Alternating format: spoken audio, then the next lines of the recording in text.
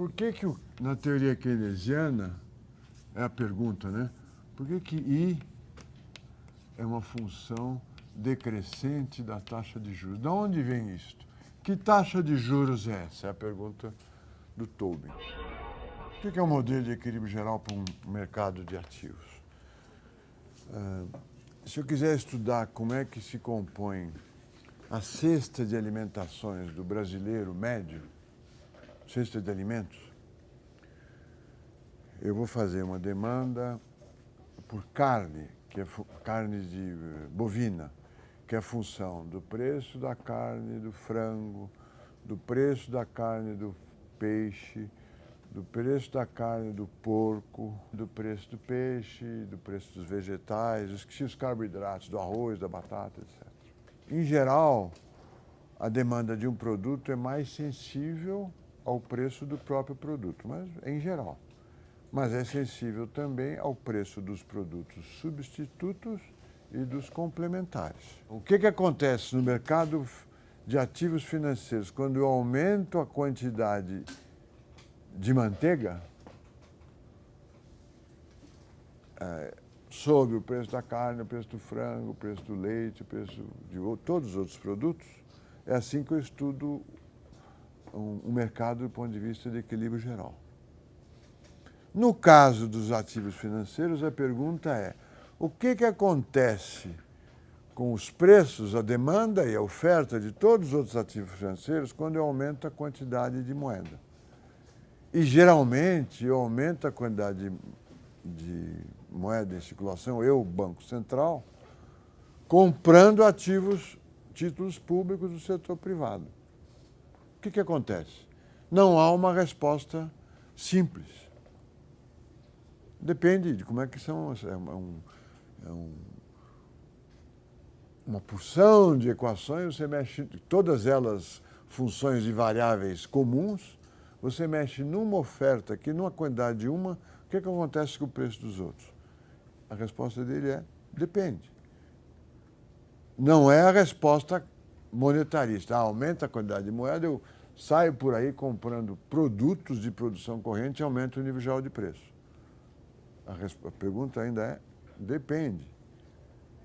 Eu posso comprar mais ações. Ambas as crises de 29 e de 2008 começam com um processo de crescimento do preço das ações, que aí gera uma superexposição de todos ao preço das ações, o preço das ações cai, há problemas bancários, redução do crédito e crise no nível de atividade. Então, se essa sobrevalorização da taxa do preço das ações é decorrente da política monetária, a teoria quantitativa está fora de esquadro, porque o excesso de liquidez ou as taxas de juros muito baixas não geraram inflação, mas geraram sobrevalorização do preço dos ativos. Tá certo? Não é aquele mecanismo dos quantitativistas: choveu o dinheiro, eu saio correndo porque eu sei que vai haver inflação. Mas a resposta, ele diz, depende de uma questão empírica. Como que os mercados ativos, os ativos financeiros se relacionam uns com os outros em termos de complementariedade e substitutabilidade. E aí, para mostrar a importância dessa diferença, ele supõe o seguinte, ele faz a seguinte pergunta, é a parte que eu acho mais interessante do artigo, e é mais difícil de entender, é no final. Suponha que o governo tenha um superávit, X menos T, menor do que zero. Está claro? É um caso pouco frequente, né? O governo teve um baita superávit. Do ponto de vista da produção corrente, não há dúvida que a demanda agregada tende a cair. A demanda agregada é C mais I mais G menos T. Esse negócio aqui virou negativo. Então, aqui nós não temos dúvida. Aqui pode pôr na pergunta do Enem, do vestibular, todo mundo tem que responder o superávit das contas públicas gera uma diminuição da demanda agregada. Certo? Agora, já que ele teve um superávit, ele teve um efeito no seu balanço. Ele tem dívidas que ele vendeu para o Banco Central, ele tem mais dinheiro do que ele está gastando naquele ano. Do ponto de vista da demanda agregada, não há dúvida que cai. Agora, o que ele faz com isso? Se ele reduz, se ele compra títulos públicos, recompra títulos públicos. Como é que acontece no balanço do Banco Central? Vai estar aqui títulos públicos e aqui base, né? Acho que é balanço do Banco Central. Ele compra esses títulos públicos aqui do Banco Central e reduz a base. É uma alternativa. Né? Ele diminui a quantidade de títulos públicos no Banco Central e reduz a base. Ou, ao contrário, ele compra títulos públicos do setor privado com a mesma base. Ele tem superávit de caixa, ele tem mais caixa, a base, o dinheiro que ele tem no Banco Central aumenta e ele compra títulos públicos do setor privado.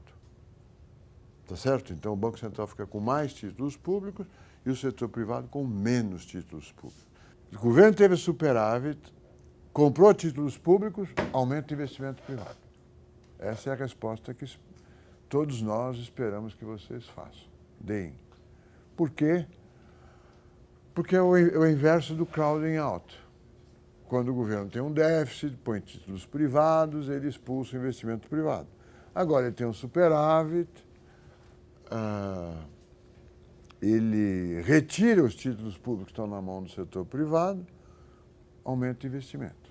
Que é o que o FMI diz, é o que vocês têm que dizer nos próximos exames de múltipla escolha que vão fazer, mas não nesse curso, já estou alertando. Porque o Tobin fala o seguinte, depende, é verdade se o título público for concorrente com um bem de capital. Porque aí os investidores vão dizer, olha, eu tenho mais título público que vence em 30 anos, então eu posso ter menos ações, ou menos imóveis, menos bens de capital. Eu aplico no governo. O título público está concorrendo com os bens de capital, com as ações ou com os investimentos privados. Que é a hipótese que afirma ele é feita por Keynes e que dá o resultado do crowding out. Mas essa é uma hipótese. Poderia ter outro resultado. Suponha que os títulos públicos sejam de muito curto prazo, muito líquidos, e não sejam substitutos para o capital, sejam ao contrário, complementares ao capital. Porque eles são usados como dinheiro. Um título público que eu já paguei é o papel moeda em poder do público. Mas não precisa ser esse, pode ser títulos de curto prazo. Se o governo retira esses títulos de curto prazo, ele está reduzindo a parcela líquida do portfólio dos investidores, que pode ser que precisem dessa parcela líquida. Então vão gastar menos, vão investir menos para recompor a parte líquida. Aí, esses títulos públicos de alta liquidez são complementares aos bens de capital. E diminuir a quantidade deles diminui a demanda de bens de capital. Não dá crowding out, dá ao contrário. Ou seja, quando o governo retira o seu superávit da economia, o efeito patrimonial é deflacionário. Ele contrai os gastos do setor privado, que o setor privado vai ter que recompor a sua liquidez. Não há crowding out. É o inverso. Fala, quem está perguntando. Mas assim, o Banco Central comprava seus lucros, não é também uma política monetária socialista? É. E aí, isso não reduz a taxa de juros de investimento também? É no modelo do Keynes, do SLM. Você está fazendo a resposta que é para fazer mesmo no vestibular. Mas ele está mostrando um outro caso. Porque você está tirando, não é títulos que concorrem ao capital, é títulos que são complementares ao capital. Por exemplo, uma aplicação de CDI curtíssimo, isso é dinheiro. É como se você estivesse retirando algo muito mais parecido com papel moeda do que com capital. Entendeu? Qual é a verdade? Ele fala, não sei. Quer dizer, eu não sei a priori. Estime o modelo e veja o resultado. Vamos fazer em etapas. Teve o superávit fiscal, tá? E ele vai usar isso diretamente para comprar títulos públicos. Eu quis explicar as etapas do Banco Central. Compra títulos públicos. Modelo padrão. Cai a taxa de juros, aumenta a demanda de investimentos. Tá certo? E se fosse ao contrário, G menos T maior do que zero, o governo vende títulos públicos. Modelo padrão. Sobe a taxa de juros, há uma redução de investimento. Tá certo? Esse aqui é o crowding out. É o resultado. E aqui é o. Esse é o crowding out, aqui é o inverso. É um descongestionamento do setor privado. Sai o governo como competindo pelas poupanças e, portanto, o investimento privado aumenta. O Tobin está dizendo, sim, é verdade no modelo simplificado do Keynes, onde títulos públicos e capital são substitutos próximos. Se eles não são substitutos próximos, a alternativa, ele compra títulos públicos, o juro sobe, o investimento cai. Essa taxa de juros é a taxa de juros média no modelo padrão dos ativos reais, que concorrem com o dinheiro. Agora, quando eu retiro o título público, eu não afeto esta aqui necessariamente. Talvez esse esquema aqui tenha sido impreciso. Eu estou tirando alguma coisa não parecida com o capital das mãos do setor privado. Eu estou tirando uma coisa parecida com o dinheiro. Tá certo? Por isso que não há o crowding out, quando eu coloco o dinheiro. Você tem duas respostas diferentes do ponto de vista patrimonial dos ativos, dependendo da hipótese que você fizer. No modelo IS, no modelo keynesiano, os títulos públicos são substitutos do capital. Por isso que quando o governo põe títulos públicos, ele diminui a demanda para o capital e tem um efeito contracionista sobre a economia do ponto de vista patrimonial. E quando ele tem um superávit, ele tem um efeito, e ele retira títulos públicos, tem um efeito expansionista quando se olha para o balanço da economia. Por quê? Tem menos título público, eu vou querer ter mais restaurante. Certo? Então, a questão do Tobin é, as hipóteses não são tranquilas. Nós não podemos afirmar que o título público é substituto ou complementar do bem do capital. Essa é uma questão empírica. E ele propõe uma síntese que vocês conhecem, ou já ouviram falar. Para determinar o efeito da política monetária, que aqui nós não temos solução. Quer dizer, tem duas alternativas, eu não sei qual escolher. A proposta dele, para saber se o efeito é contracionista ou expansionista, é 3. Síntese. Para saber se ΔM é contracionista ou expansionista. Por quê? Aumentar a oferta de dinheiro é aumentar a quantidade de um ativo financeiro que não rende juros num mercado que tem várias alternativas, substitutas e complementares. Como é que eu estudo isso? Ele propõe que, para saber o resultado, você analise o Q. É o famoso Q de Tobin. O Q é o preço de mercado do capital, dos ativos, sobre o custo de produção do capital.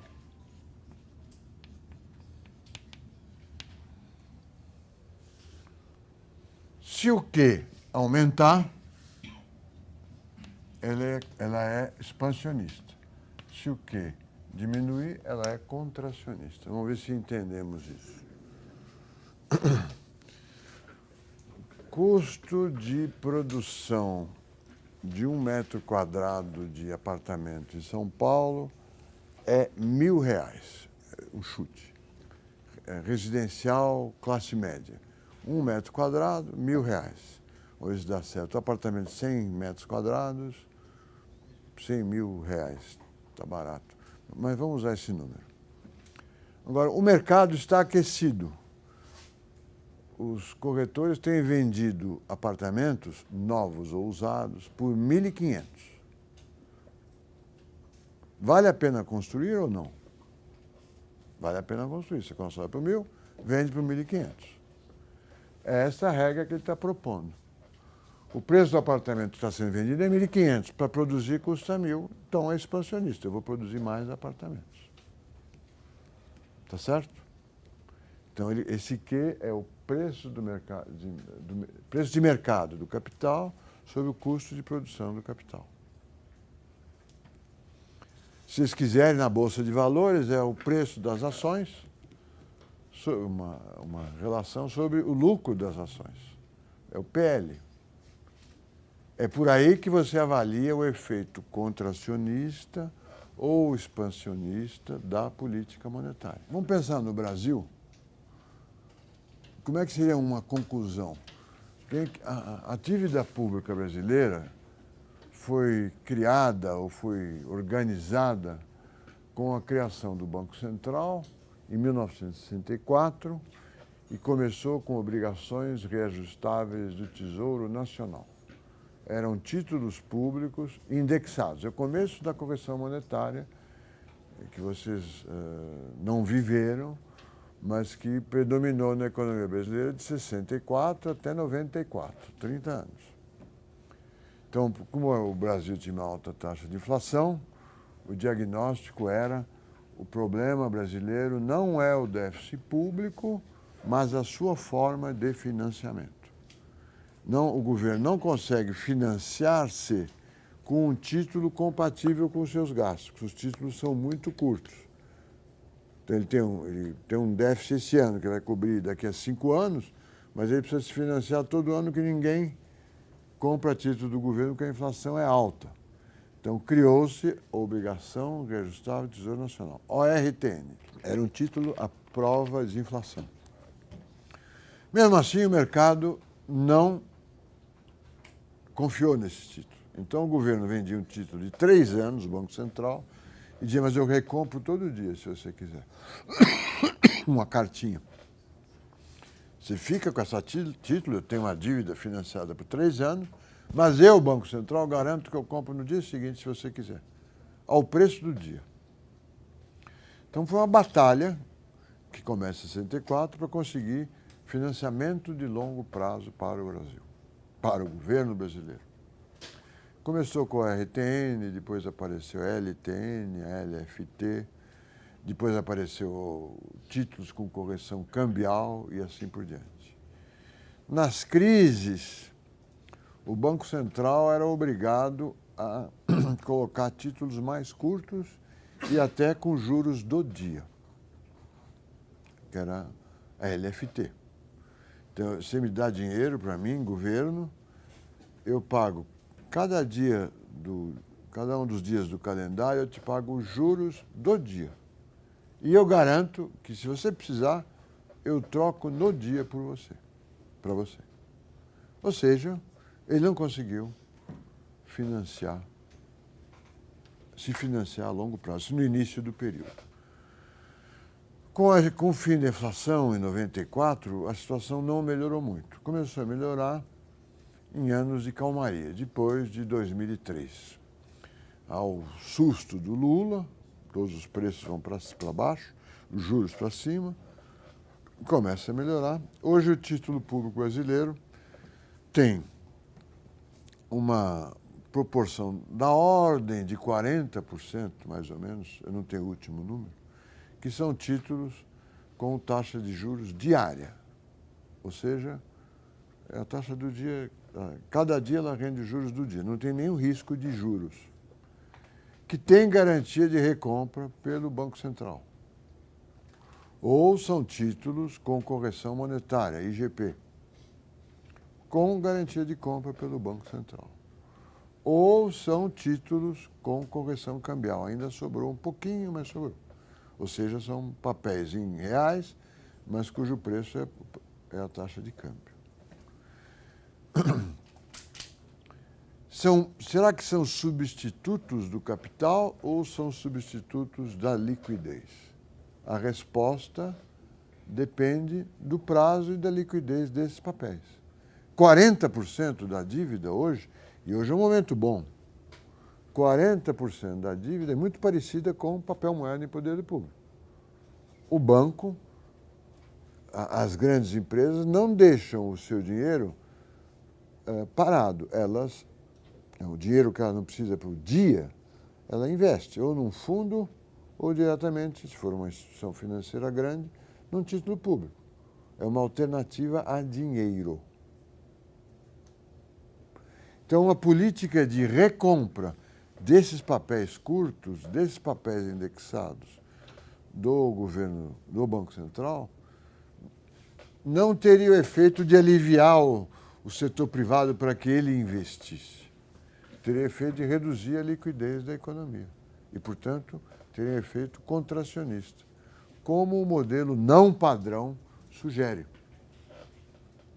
Ele está tirando papel moeda do poder do público, ele está tirando um título público que tem muita parentesco, muita afinidade com a liquidez. Nós vamos pensar nos Estados Unidos. Quando, na época do Greenspan, ele falou, eu quero diminuir, eu quero diminuir a taxa de juros de longo prazo, de títulos de 30 anos. Ele não conseguia. Aliás, ele queria aumentar. Ele retirava títulos públicos e não aumentava a taxa de juros de longo prazo. Essa que ele estava preocupado por causa... havia uma suposição que a economia americana estava muito aquecida. Ele queria diminuir a taxa de juros, aumentar a taxa de juros que concorre com os investimentos. Hoje, qual é a preocupação do governo americano? É derrubar a taxa de juros de 30 anos. Como ele fez isso? Esse quantitative easing. Ele emitiu dinheiro e recomprou títulos longos. Tá certo? Porque essa afetaria lá os investimentos. No caso do Brasil, a participação dos títulos longos é muito pequena. Tem melhorado, mas o grosso, metade pelo menos hoje em dia, são títulos curtos. Então, o resultado da teoria padrão, que está nos editoriais da imprensa, o governo vai emitir dívida e, portanto, vai espantar o setor privado, é dúbio. Está claro? A proposta do Tobin é analisar o quê? Quer dizer, a comparação do preço dos ativos reais com o seu custo de produção. É essa variável que vai indicar se a política monetária está sendo expansionista ou não. Voltando a falar sobre títulos públicos brasileiros, cada ativo financeiro tem uma característica de risco. O risco pode ser risco de crédito ou risco de preço. Quer dizer, se eu emprestar o dinheiro para uma empresa, o preço está fixado, mas eu tenho risco de crédito, ela não me pagar. Então, eu tenho dois tipos de risco, de preço e de crédito. Tem uma determinada liquidez e uma determinada taxa de rendimento. O consumidor, o aplicador e o mercado exige para cada uma das variáveis indesejáveis tem que ser acompanhadas por uma taxa de retorno maior. Então, eu aplico em ações, que é muito líquida, menos líquida que dinheiro, mas é líquida, mas tem um risco de preço grande. Eu aplico esperando ter uma taxa de retorno maior. Se eu não quiser correr esse risco, eu aplico num CDB, eu tenho a taxa de retorno menor, nenhum risco de preço. Está claro isso? Então, é como se você fosse escolher, eu não posso ser machista, um namorado ou uma namorada e tivesse várias características. A beleza física, a simpatia, essas são as positivas, né? Beleza física, simpatia. Depois vão as negativas, né? O hálito e chata, ou chato, né? Vamos dizer assim. Se você encontrar um companheiro, companheira que seja boa aparência física, simpática, não tenha, o exemplo infeliz, mal educado, mau hálito e nem seja chata, ela é dominante. Tá certo? Ela só tem coisa positiva e não tem nada negativo. Então, se encontrar um título que é alta liquidez, alta taxa de retorno e nenhum risco, ele tem características dominantes, ele ganha de qualquer outro. Tá certo? Nos momentos de crise, a dívida pública, a parcela da dívida pública brasileira que se torna dominante é muito grande. Por quê? Porque, pressionado pelo mercado, o Banco Central emite títulos com juros do dia, quer dizer, risco de preço zero. Alta liquidez é do Banco Central. Sem risco de crédito é do Banco Central. Ele ganha dos outros títulos. Ele parece dinheiro, só que é um dinheiro, um super dinheiro. Por quê? Porque é um dinheiro que rende juros. Então, eu quero saber se a política de compra de títulos públicos expande ou retrai o investimento privado. Em vez de eu ficar analisando todas as características dos ativos, ele diz, o teste final é o quê? Se o preço de mercado dos ativos subir, ela é expansionista. No que importa de uma política monetária de qualquer tipo, para saber se ela contrai ou expande do ponto de vista do balanço e não do fluxo de renda, a economia é olhar para o quê? Que é um número, um quociente que ele inventou. Ela é expansionista se ela aumentar o preço dos ativos, se ela aumentar o preço das ações. E ela é contracionista no caso contrário.